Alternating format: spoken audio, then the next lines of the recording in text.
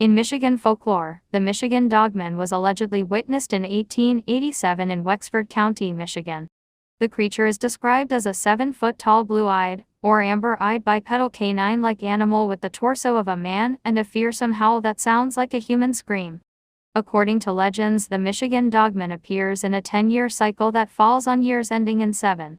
Sightings have been reported in several locations throughout Michigan, primarily in the northwestern quadrant of the Lower Peninsula.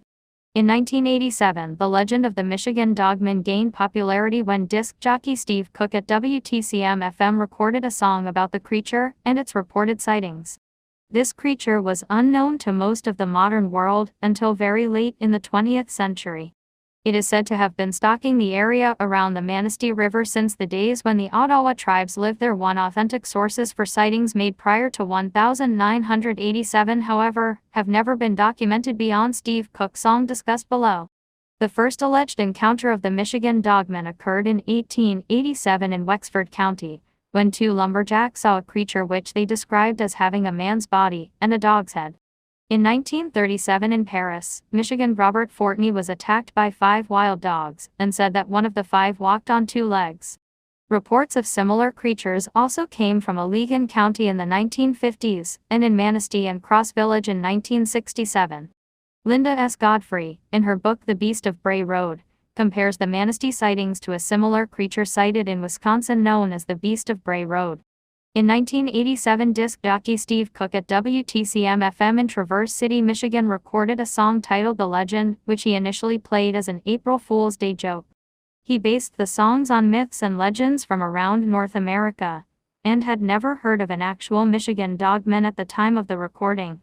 I made it up completely from my own imagination as an April Fool's prank for the radio and stumbled my way to a legend that goes back all the way to Native American times. Steve Cook, Skeptoid.com. Wag the Dogman. Cook maintains his skepticism about the possibility of a real dogman. He had this to say about the matter. I'm tremendously skeptical, because I've sort of seen the way folklore becomes built from the creation of this song to what it's turned into. But I do believe people who think they saw something really did see something. I also think the dogman provides them with an avenue to explain what they couldn't explain for themselves. Steve Cook, Skeptoid.com. Wag the Dogman.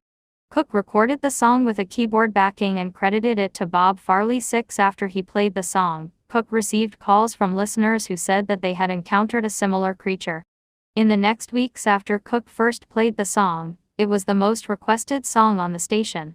He also sold cassettes of the songs for $4 and donated proceeds from the single to an animal shelter. Over the years, Cook has received more than 100 reports of the creature's existence. In March 2010, the creature was featured in an episode of Monster Quest. In January 2017, the creature was featured in the Season 2 episode Great Lakes, Wolfman, Dogman, Wendigo of Monsters and Mysteries in America. Other references to Dogman include various YouTube channels including Dogman Encounters, Radio Dogman Narratives, Scary Stories NYC, Campfire Tales, Dogman Encounters with Jeffrey Nadolny, and Lilith Dread. Cook later added verses to the song in 1997 after hearing a report of an animal break-in by an unknown canine at a cabin in Luther, Michigan. He re-recorded it again in 2007, with a mandolin backing.